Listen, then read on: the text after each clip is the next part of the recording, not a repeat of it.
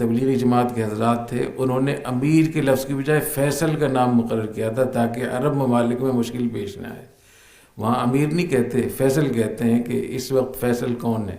تو بعض ناپختہ علماء نے، جن میں پاکستان کے کچھ علماء بھی شامل تھے اور بنگلہ دیش کے کچھ علماء بھی شامل تھے، ہندوستان کے کچھ علماء بھی شامل تھے، انہوں نے یہ حدیثیں وہاں منطبق کرنا شروع کر دیں اور شورا کے لوگوں پر یہ حدیثیں منطبق کرنا شروع کر دیں۔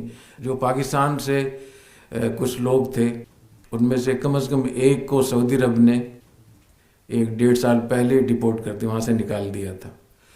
اور جو بنگلہ دیش کے مفتی صاحب تھے، ان کو میں جانتا ہوں، انہوں نے تو پوری اس پہ کتاب لکھی۔ تو اس قسم کی چیزیں وہاں ہوئیں سعودی عرب میں، تو یہ بھی اس کے اسباب، بہت بڑا سبب ہے اس کا۔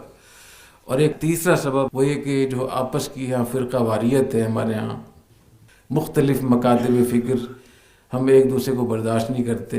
تو وہاں جن لوگوں کی زیادہ پذیرائی تھی پہلے، تو بعض وہاں نئی پالیسیوں کی وجہ سے وہاں انہوں نے حضرات کو ترجیح دینا شروع کر دی۔ تو بعض دوسرے لوگوں کو، مجھے معلوم ہے، شخصی طور پر مجھے پتہ ہے اس بات کا، کہ ان لوگوں نے بہت اس پہ کام شروع کیا، منفی پروپیگنڈے، اور وہاں ان کے تعلقات تھے، یہاں تک کہ ان کو یہاں تک لیا ہے کہ یہ لوگ گمراہ ہیں۔ تو اس قسم کی وہاں کوششیں، سازشیں بھی ہوئی ہیں۔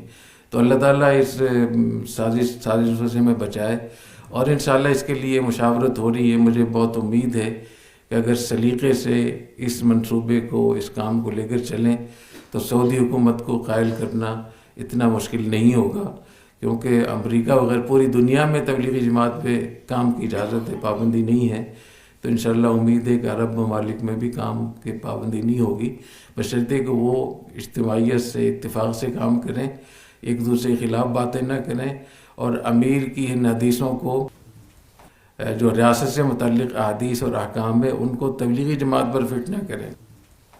اور جو لوگ منفی پروپیگنڈا کر رہے ہیں کہ یہ گمراہ ہیں، یہ مشرک ہیں، بدعتی ہیں، بڑا المیہ ہے، اتنی وہاں محنت ہوئی سعودی عرب میں، اور اب جا کر اس پہ پابندی لگائی۔ تو اس کو کیسے کرنا چاہیے، جو آپ کے سیکھنے کی چیز ہے، کہ اس قسم کی جب بھی کوئی پابندی ہوتی ہے یا کوئی مشکل پیش آتی ہے، تو اس کو دیکھنا چاہیے کہ اس پابندی کو کیسے ہٹوایا جائے، رد عمل کیسے ہونا چاہیے، اس کی باقاعدہ مشاورت ہونی چاہیے، منصوبہ بندی ہونی چاہیے۔ تو بالعموم جو پابندی وغیرہ لگتی ہے تو اس پر لگتی ہے کہ ان کے پیچھے کوئی سیاسی قوت ہے، کوئی پیچھے فرقہ ہے جو ملک کے اندر کوئی نقصان پہنچا سکتا ہے، فساد پھیلا سکتا ہے، بہت ساری چیزیں ہوتی ہیں۔ تو کسی بھی ایسے معاملے میں رد عمل اس قسم کا نہیں ہونا چاہیے کہ اس سے وہ پابندیاں مزید سخت ہو جائیں۔ اور خاص طور پہ تبلیغی جماعت کے بارے میں اگر کوئی مسئلہ ہو تو اس کو تبلیغی انداز سے حل کرنا چاہیے۔ بات سمجھ رہے ہیں نا؟ اگر آپ جلوس نکالیں گے، دھرنا دیں گے، احتجاج کریں گے، پریس کانفرنس کریں گے، تو تبلیغی جماعت کو ہی نقصان ہوگا اس سے۔ تو جو تبلیغی انداز ہے، تبلیغی انداز کیا ہے؟ اللہ تعالیٰ سے مانگنا اور بغیر شور شرابے کے، بغیر نام و نمود کے کوشش کرنا، یہ تبلیغی انداز ہے، اور سیرت کا طریقہ بھی یہی ہے۔ تو اس کا خیال رکھنا چاہیے۔ اور آپ کے علم کے لیے، آپ کی معلومات کے لیے بتا دوں کہ اس کے پیچھے کیا اسباب ہو سکتے ہیں۔ منصوبہ بندی میں اس کا بھی خیال رکھنا چاہیے کہ پابندی کے اسباب کیا ہو سکتے ہیں۔ کیا وہی اسباب ہیں، وہی چیزیں جس کا انہوں نے ذکر کیا ہے پریس کانفرنس میں یا اپنے لیٹر میں، یا خطیبوں کو جو ہدایت دی گئی، یا کہ اور کوئی وجہ ہے؟ تو اصل وجہ کو پکڑنا چاہیے، اس کے اوپر کام کرنا چاہیے۔ تو اب حضرات کے علم میں ہوگا کہ تبلیغی جماعت میں اختلاف ہوا، شورا اور نظام الدین کے جو حضرات تھے ان میں، تو اس اختلاف کی وجہ سے پوری دنیا میں جہاں جہاں کام ہو رہا تھا وہاں مراکز تقسیم ہو گئے، مسجدیں تقسیم ہو گئیں، لوگ تقسیم ہو گئے، اللہ تعالیٰ کا شکر ہے کہ پاکستان میں یہاں ابھی تک تقسیم نہیں ہے، اور یہاں کام بڑے سلیقے سے اور بڑے طریقے سے جیسے پہلے ہو رہا تھا ویسے ہی ہو رہا ہے۔ اللہ تعالیٰ پاکستان کی تبلیغی جماعت کو اس سعادت سے نوازے رکھے، اور یہاں اختلاف نہ ہو، آپس میں اتفاق و اتحاد سے کام کرتے رہے۔ تو سعودی عرب میں بھی اور عرب ممالک میں بھی اختلاف وہاں کافی گیا، اور وہاں بھی کچھ مشکلات پیدا ہوئیں۔ ایک تو آپس کے اس اختلاف کی وجہ سے ایک دوسرے کے خلاف بیان بازی سے بہت بچنا چاہیے۔ کبھی رائے کا اختلاف ہو جائے تو مشترک چیزوں میں اکٹھے ہونا چاہیے۔ کوئی حق و باطل کا جھگڑا تو تھا نہیں، اسلام و کفر کا جھگڑا تو تھا نہیں، کوئی انتظامی مسائل ہوتے ہیں، کوئی اور چیزیں ہوتی ہیں، تو اس کو اس طریقے سے ان اختلافات کو لے کر جانا کہ ایک دوسرے کے خلاف باتیں ہونے لگیں، بہت نقصان دہ ہے، بہت اس سے بے برکتی ہوتی ہے۔ دوسری بات، جو اصل بات ہے، جو میرے نزدیک اس کی بہت اہمیت ہے، 2-3 سال پہلے اس پر کافی بات بھی ہوئی تھی، اور میں نے مختلف جو ذمہ دار حضرات تھے دونوں طرف کے، ان سے میں نے یہ درخواست بھی کی تھی کہ وہاں اس پہ اختلاف ہو رہا تھا کہ شورا کا نظام چلنا چاہیے یا امیر کا نظام چلنا چاہیے۔ تو یہ تو الگ بحث ہے کہ کیا ہونا چاہیے اور کیا وہاں طریقہ کار تھا، لیکن ایک گروہ، ایک جماعت میں سے ایسے علماء تھے جو ناپختہ تھے، نہ تجربہ کار تھے، جن کا علم بھی پختہ نہیں تھا، تجربہ بھی نہیں تھا، دنیا کے حالات کا بھی علم نہیں تھا۔ انہوں نے جو احادیث سلطان اور خلیفۃ المسلمین اور امیر المومنین کے بارے میں جو احادیث تھیں، اجتماعیت کی، بیعت کی، اطاعت کی، اور اطاعت چھوڑنے پہ ان پہ جو شدید وعیدیں ہیں کہ آدمی باغی شمار ہوگا، اگر مر گیا تو جاہلیت کی موت مرے گا، تو وہ حدیثیں انہوں نے یہاں منطبق کرنا شروع کر دی۔ تو ظاہر ہے کہ یہ تو شرعاً بھی جائز نہیں ہے۔ جو عام تنظیمیں ہوتی ہیں، مدرسے کا محتمم ہوتا ہے، کسی تنظیم کا امیر ہوتا ہے، کسی جماعت کا ذمہ دار ہوتا ہے، تو وہ تو ایک انتظامی امیر ہوتا ہے، اس کے ساتھ چلنا، اگر کسی نے معاہدہ کر لیا ہے کہ ہم آپ کے ساتھ چلیں گے تو واجب ہے جب تک کہ اس میں رہے۔ اگر وہ اس سے نکل جائے، کوئی اس کی مجبوری ہے، تو ہو سکتا ہے کہ اس کو گناہ بھی ہو نکلنے کا، وعدہ توڑنے کا، اگر بلا ضرورت ہے، لیکن اس کو باغی نہیں کہہ سکتے۔ اس کو یہ بہت اہم بات ہے، اس کو آپ لوگ ذہن میں رکھیں۔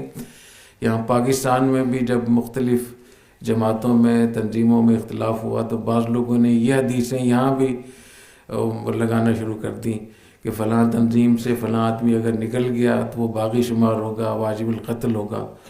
تو احادیث کو سمجھنا چاہیے۔ تو یہ جو احادیث ہیں، یہ تنظیمی جو امیر ہوتے ہیں ان سے متعلق نہیں ہیں۔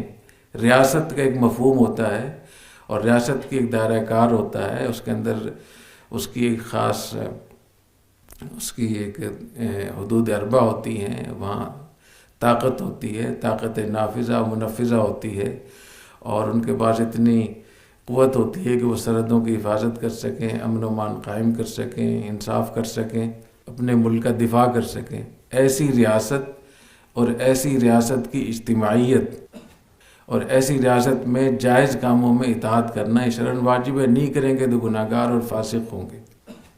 اور اگر ایسی ریاست کو توڑنے کا آپ نے ارادہ کر لیا یا آپ نے ایسی کوئی حرکت شروع کر دی تو یہ بغاوت شمار ہوگی، خروج شمار ہوگا، اور اگر اسی حالت میں کوئی آدمی مر گیا تو وہ جاہلیت کی موت مرے گا۔ یہ وہ احکام ہے جس کا تعلق ریاست کے ساتھ ہے۔ اس لیے میں بار بار اس بات کو دہراتا ہوں کہ ریاست کے حقوق پر ہمیں بات کرنی چاہیے، خاص طور پہ مدارس میں، دینی جماعتوں میں۔ فضائل تو بہت ہم سنتے ہیں، سناتے ہیں، لیکن اس کے احکام کیا ہیں، اس پر بھی تو ہمیں بات کرنی چاہیے۔ تو سعودی عرب میں تو ویسے ہی معاملہ بہت حساس ہے، وہاں امیر شہزادوں کو کہتے ہیں۔ تو اس لیے جو تبلیغی جماعت کے حضرات تھے انہوں نے امیر کے لفظ کی بجائے فیصل کا نام مقرر کیا تھا تاکہ عرب ممالک میں مشکل پیش نہ آئے۔ وہاں امیر نہیں کہتے، فیصل کہتے ہیں کہ اس وقت فیصل کون ہے۔ تو بعض ناپختہ علماء نے، جن میں پاکستان کے کچھ علماء بھی شامل تھے اور بنگلہ دیش کے کچھ علماء بھی شامل تھے، ہندوستان کے کچھ علماء بھی شامل تھے، انہوں نے یہ حدیثیں وہاں منطبق کرنا شروع کر دیں اور شورا کے لوگوں پر یہ حدیثیں منطبق کرنا شروع کر دیں۔ جو پاکستان سے کچھ لوگ تھے ان میں سے کم از کم ایک کو سعودی عرب نے 1-1.5 سال پہلے ڈپورٹ کر دیا، وہاں سے نکال دیا تھا۔ اور جو بنگلہ دیش کے مفتی صاحب تھے ان کو میں جانتا ہوں، انہوں نے تو پوری اس پہ کتاب لکھی۔ تو اس قسم کی چیزیں وہاں ہوئیں سعودی عرب میں، تو یہ بھی اس کے اسباب، بہت بڑا سبب ہے اس کا۔ اور ایک تیسرا سبب وہ یہ کہ جو آپس کی یہاں فرقہ واریت ہے ہمارے ہاں، مختلف مکاتب فکر، ہم ایک دوسرے کو برداشت نہیں کرتے۔ تو وہاں جن لوگوں کی زیادہ پذیرائی تھی پہلے،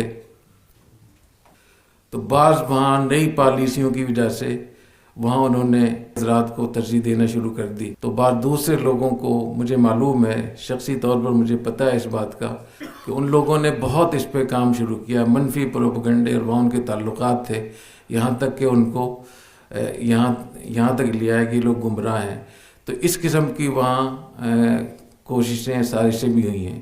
تو اللہ تعالیٰ اس سازشوں سے ہمیں بچائے، اور انشاءاللہ اس کے لیے مشاورت ہو رہی ہے۔ مجھے بہت امید ہے کہ اگر سلیقے سے اس منصوبے کو، اس کام کو لے کر چلیں تو سعودی حکومت کو قائل کرنا اتنا مشکل نہیں ہوگا، کیونکہ امریکہ وغیرہ پوری دنیا میں تبلیغی جماعت پہ کام کی اجازت ہے، پابندی نہیں ہے۔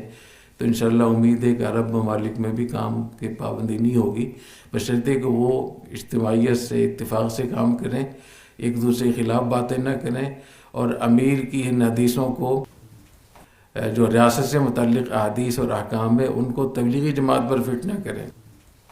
اور جو لوگ منفی پروپیگنڈا کر رہے ہیں کہ یہ گمراہ ہیں، یہ مشرک ہیں، بدعتی ہیں،